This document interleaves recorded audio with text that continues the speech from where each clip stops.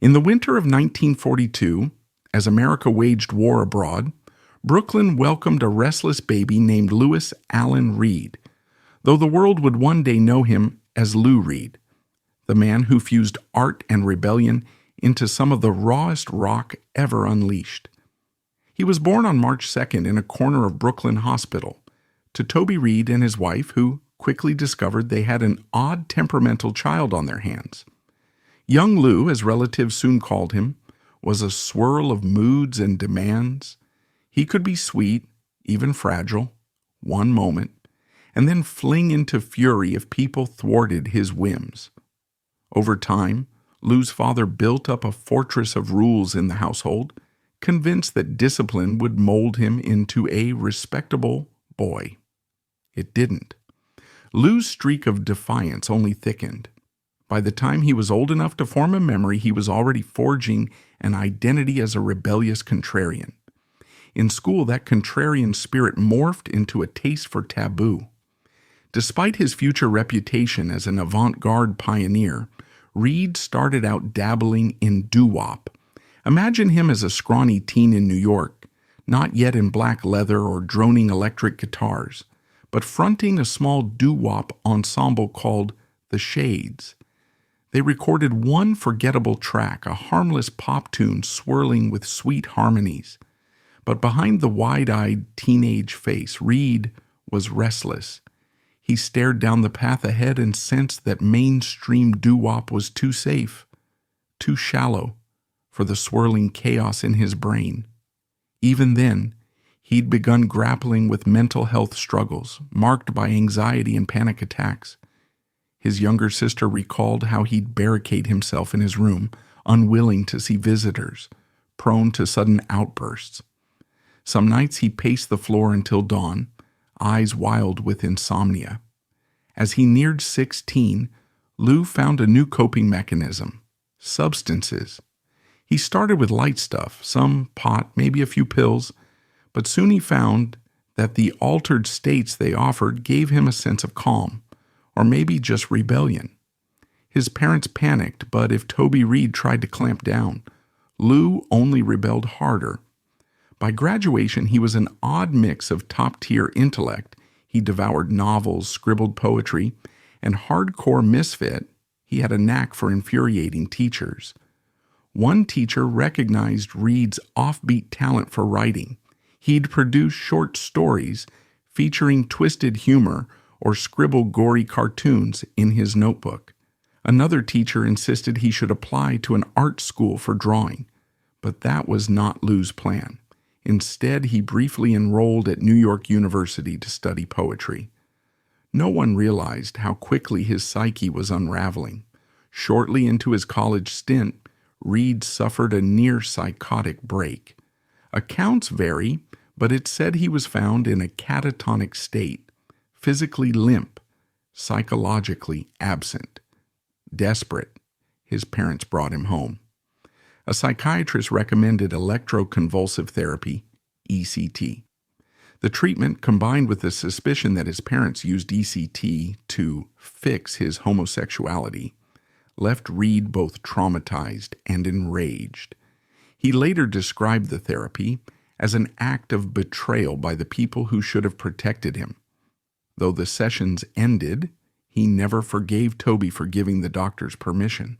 That anger remained deep in his core, fueling an eventual torrent of lyrics that attacked suburban normalcy and parental hypocrisy. Recovered, Reed tried the Army Reserves. That ended badly.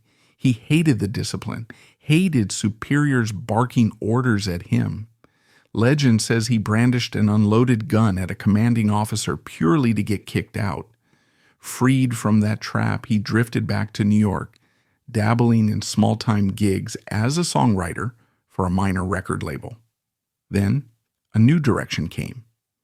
In 1964, a pivotal year in rock and roll, Reed co-founded a band that would transform him from sullen recluse to iconic musician, the Velvet Underground.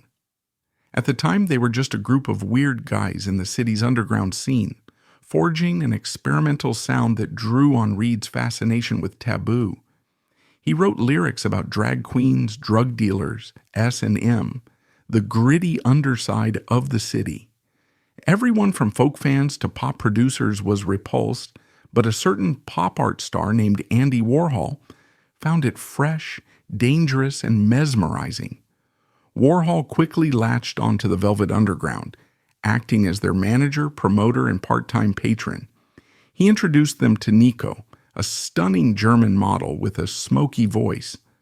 Warhol insisted that Nico sing on some tracks, calling the band the Velvet Underground and Nico. At first, Reed bristled. The band already had a dynamic. Did they need a leggy blonde overshadowing them? But Warhol's star power and connections were too valuable to ignore, so they took Nico in. Reed found himself flirting with her. They had a brief, intense affair that exploded in fights. She also clashed with John Cale, the band's multi-instrumentalist, and soon left. The album they recorded, The Velvet Underground and Nico, dropped in 1967 to near blank sales.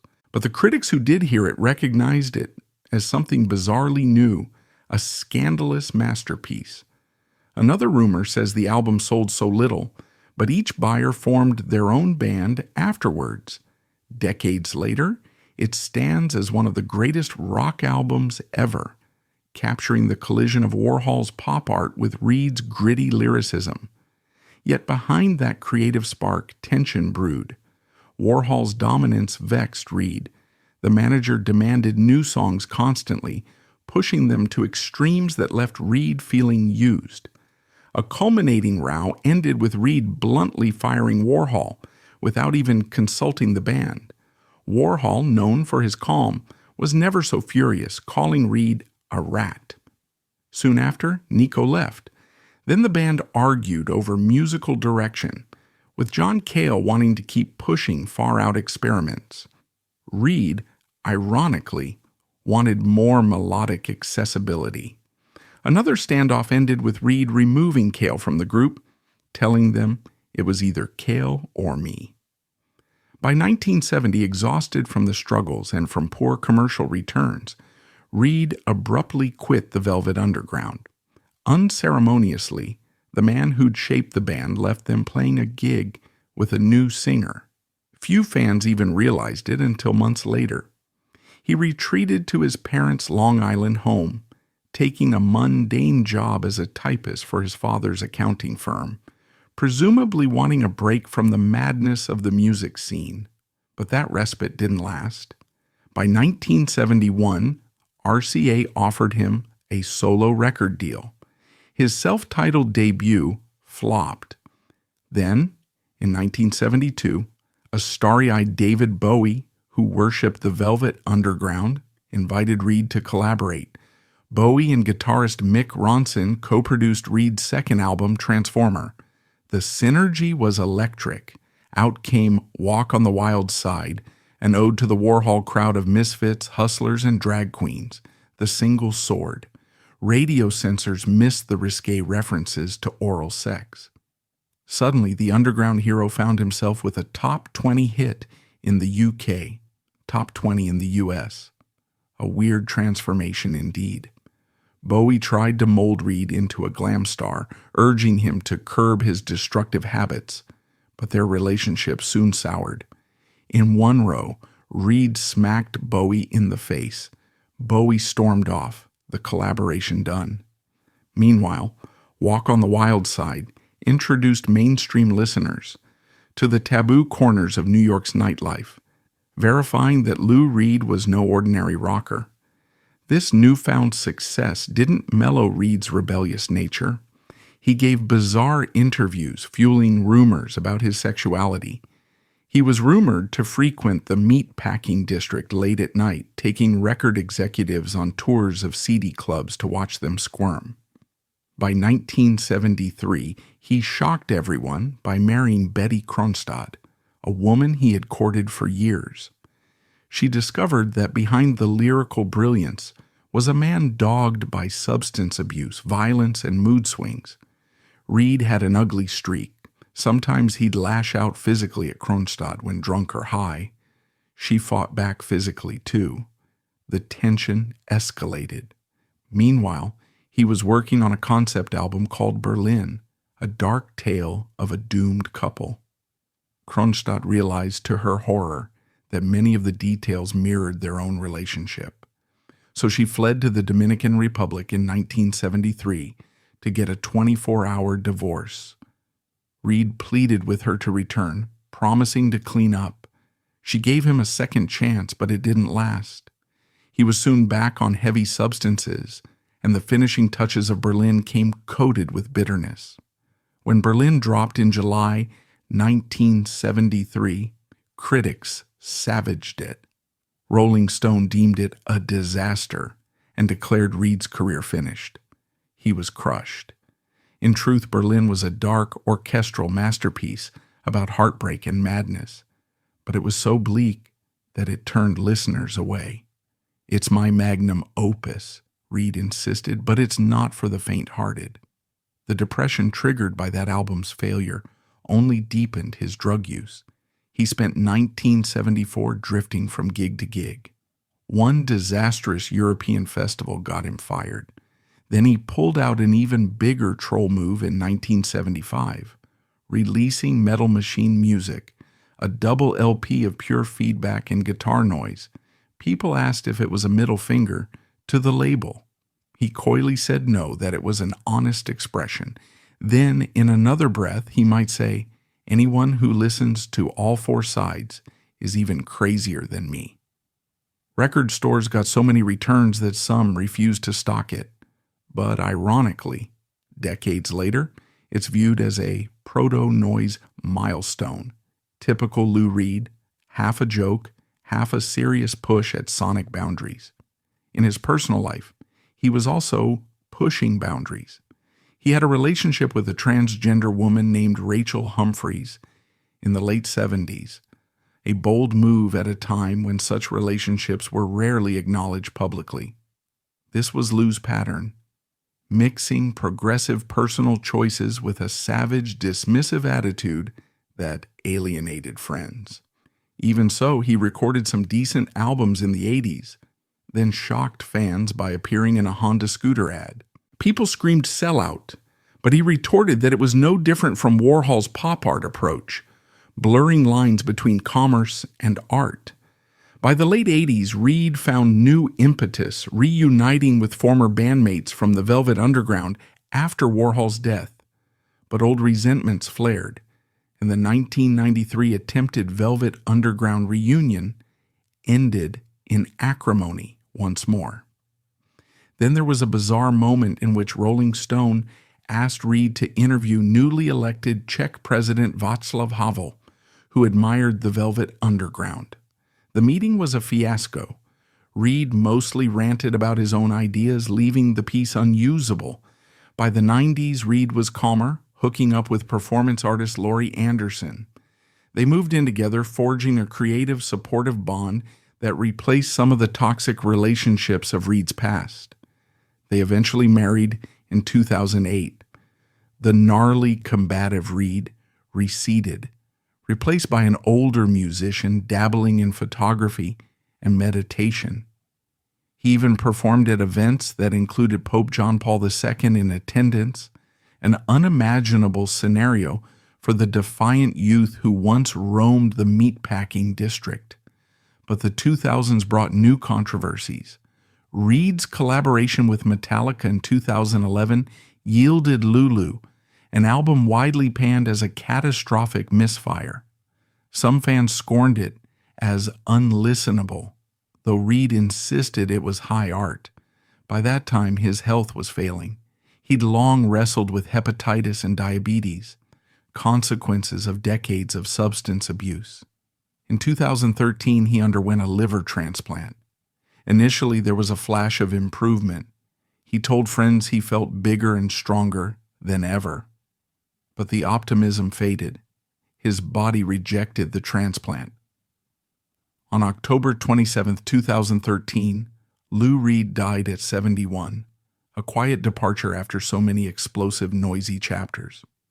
Laurie Anderson recalled his final days as peaceful, describing how he still did Tai Chi in their yard, cherishing the light. Fans around the globe mourned, acknowledging that a primal creative force had slipped away. In the aftermath, tributes poured in. The city of New York dimmed lights in certain music halls. The rock world paid homage to a man who relentlessly tested boundaries, from the Velvet Underground's raw edge to Berlin's orchestral despair to Metal Machine Music's scouring noise. Each time critics or fans tried to box him in, he'd find a new way to shock or provoke, like a rebellious youth wearing an older man's body. But he was also a man with a destructive streak, marred by cruelty and drug-fueled episodes. Some ex-partners and friends recounted how he used bigotry-laced remarks or displayed bursts of violence. Others remembered him as a misunderstood genius with a sharp tongue. As with many complicated artists, the question remains whether those toxic behaviors were strategic shock tactics or genuine darkness, possibly both. His legacy stands as a collage of chaotic and breathtaking artistry. Scientists have even named a spider genus Luridia, paying tribute to his band name, the Velvet Underground, linking them to the velvet spiders. A minor planet discovered at Palomar Observatory was christened 270553 Lurid, a cosmic nod to the starmen who bridged mainstream rock and the darkest corners of the avant-garde. Ultimately, Lou Reed left a legacy that's as contradictory as it is influential. He championed everything from trans rights to sonic experimentation, while simultaneously alienating countless allies. He insisted on forging new ground, never mind if fans or bandmates hated it. He weathered mental health crises, ECT therapy, drug addiction, doomed love affairs, and the intense weight of being an icon.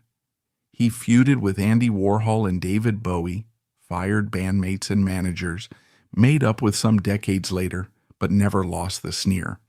Even near his end, partnering with Metallica for Lulu, he seemed determined to keep ruffling feathers. That's the final contradiction. A man battered by personal trauma, forging groundbreaking music with a streetwise swagger.